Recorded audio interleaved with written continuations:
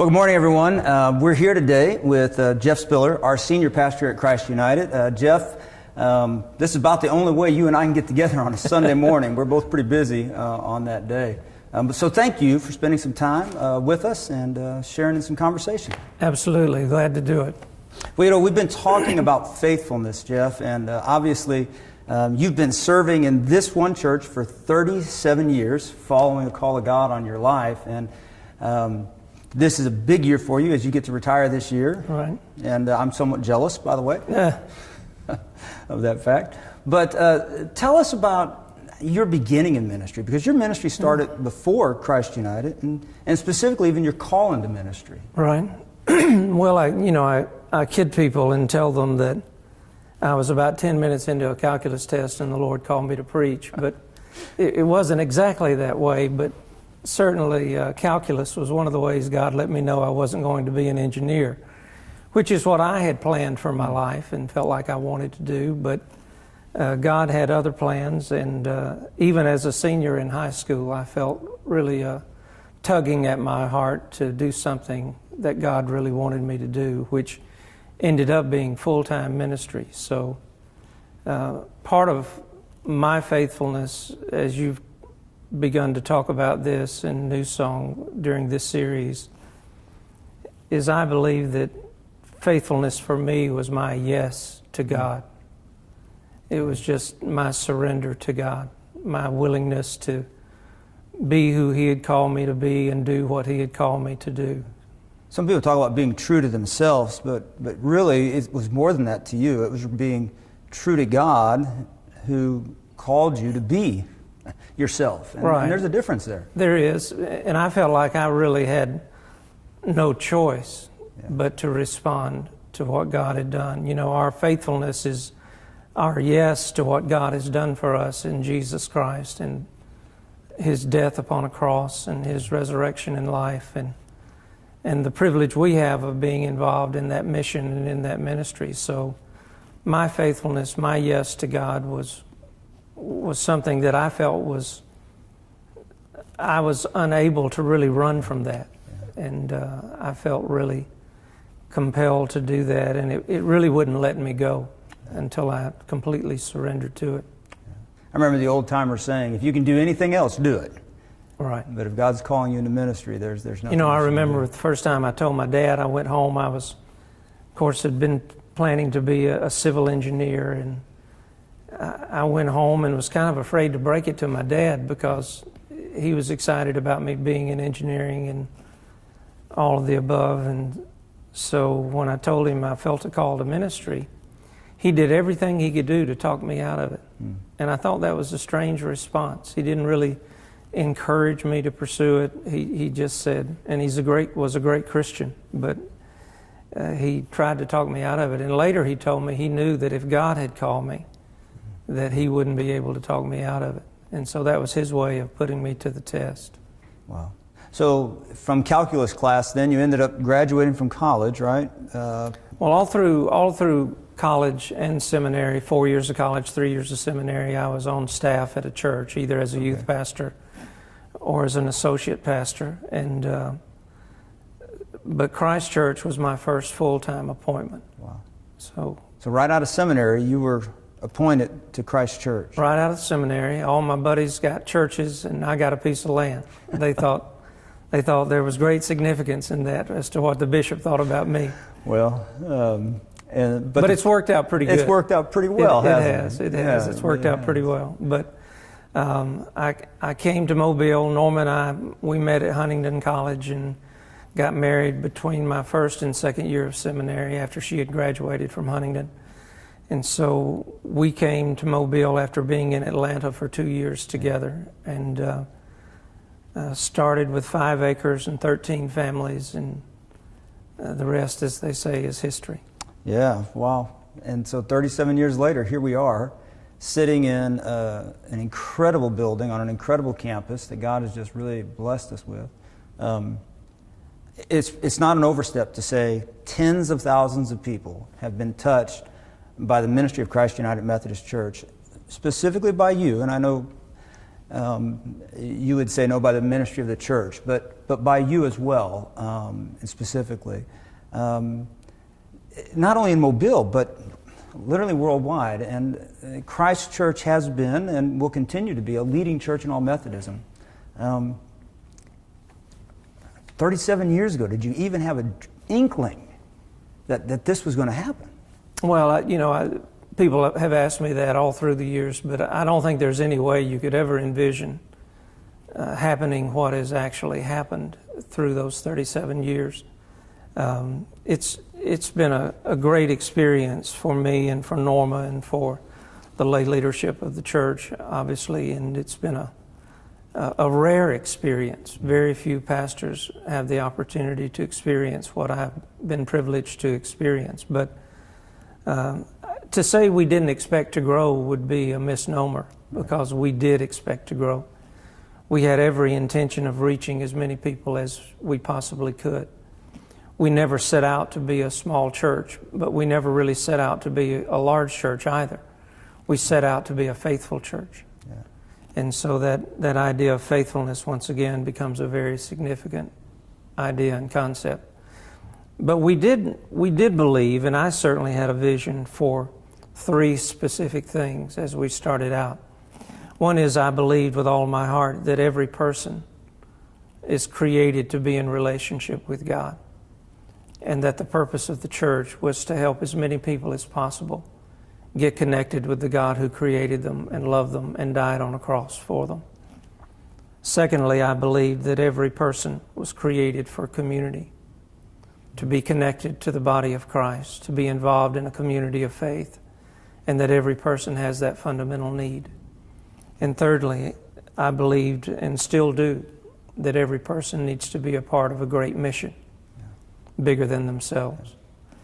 And so, in reality, those are the 3 principles that this church was really founded upon. I believe they're as viable now as they've ever been. Yeah.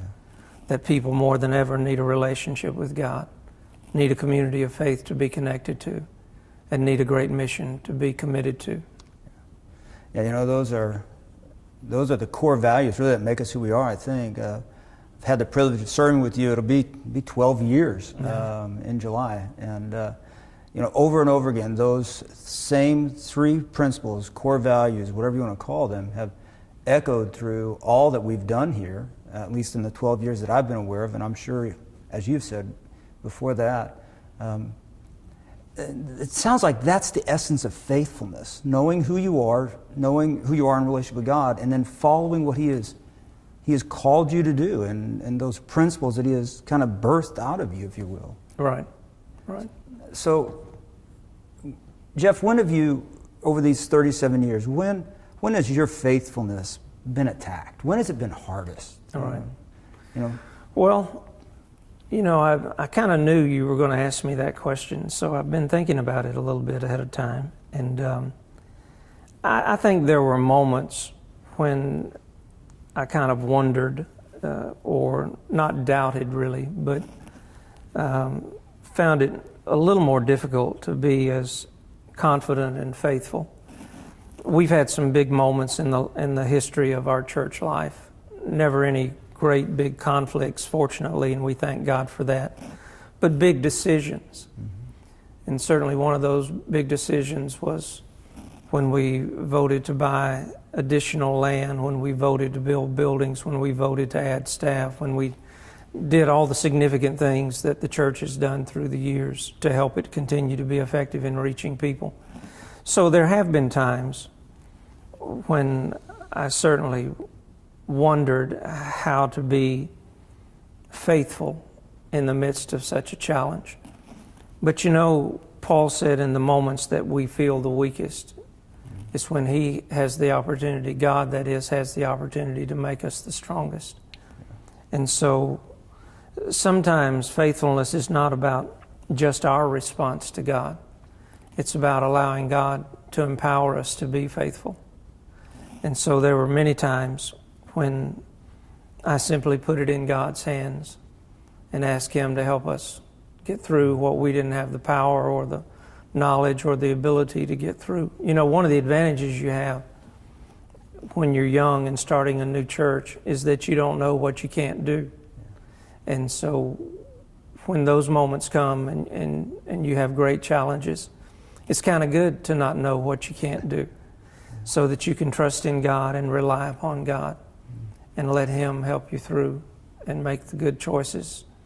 And He's always there to give you the strength to face whatever you face. Yeah.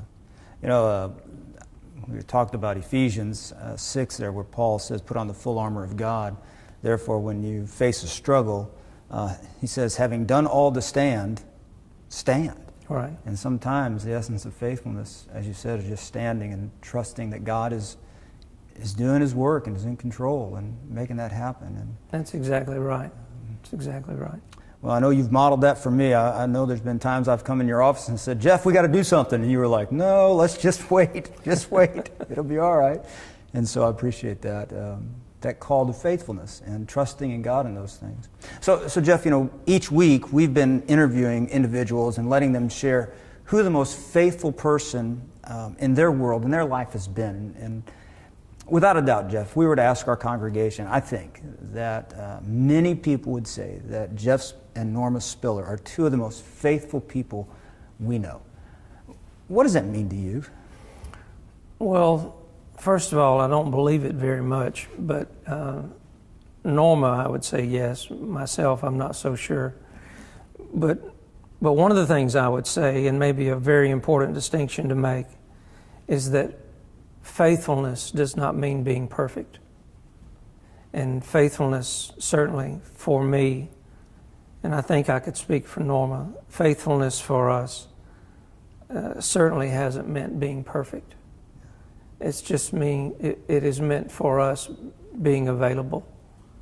You know, that yes to God, that yes to His mission, that yes to His call, that yes to His challenging places that He wants to take us and lead us, but certainly not perfection. And that really should be an encouragement to every person. Throughout the history of the Bible, the characters in the Bible that God used were not perfect characters by any means. They certainly were not without flaw, but they were available to God. They did say yes to God, sometimes kicking and screaming, but they did say yes to God. And so while every person can't be a pastor and every person can't be an evangelist and every person can't be this or that, every follower of Christ can be faithful. Right. Everyone by God's grace can be faithful. They can say yes to God. They can offer themselves, their time, their talents, their life in service to God. And so faithfulness is not perfection. Yeah. You know, as we kind of wrap things up today, your official time of serving at Christ United as the senior pastor is winding down. I don't know if you're counting days yet or not, but they're not too many, you know. But you're not leaving. You're still going to be on staff here. You're still going to be serving in the pastoral care department, and we're excited about that. But during the season of transition, Jeff, what is your dream for Christ United Methodist Church? Yeah. Well, you know, through the years, there's been one consistent thing, and that is that vision that Christ UMC would continue to reach people. The church is one of the few organizations in all the history of the world that exists for those who are not yet a part of that organization. And so the church's reason for existence is to reach new people. I think that's one of the reasons Christ UMC has had such great blessing and success through the years. We've always been outwardly focused. We've always been looking to reach the person who hasn't been reached. We're always looking to connect with that new person. So, you know, my vision is as viable now as it was 37 years ago. And that is simply to reach as many people as possible with the good news of how much God loves them and how Jesus came to this world and gave His life for them. And that there's a community of people that will encourage them and love them and nurture them and help them grow. And there's a great mission that we can all be a part of in accomplishing great things for God and making this world a better place. And the beautiful part is we all get to be part of that. How can we be better, faithful church people? That's really not a word we hear much anymore, but Right. but as people who are part of this church and our role, what are the one or two things that we can do to really fulfill that and be faithful to the mission of the church here? Well, once again, I think it's as simple as being faithful, which is not just a cognitive activity of the mind, but it involves our actions, our response with our time and our talent and our finances in every part of our life. And so to be faithful is simply to continue to say yes to God, continue to offer ourselves to God. And I would never want anyone to even entertain the possibility of being faithful for me. As I think about 37 years of ministry, and sometimes folks will say, well, Jeff, it won't be the same without you here as senior pastor. And my response is, you're exactly right. It's got a chance to be even better with me not being the senior pastor, because we'll have new, great, energetic leadership. We'll still have a great staff. We'll still have great lay leadership. We'll still have a great congregation, but only inasmuch as people continue to say yes to God and be faithful to God and offer to God all that's within their ability to offer. If everyone will do that, then the greatest days for Christ United Methodist are in our future. Well, that's a good word for all of us, Jeff. And I want to personally thank you. Thank you and Norma for saying yes to God years ago, back in a calculus classroom and even before that. And saying yes continually and leading us as our senior pastor, as our mentor, and as a friend. So thank you for being faithful, for saying yes to God, and for sharing some time with us today. Very good.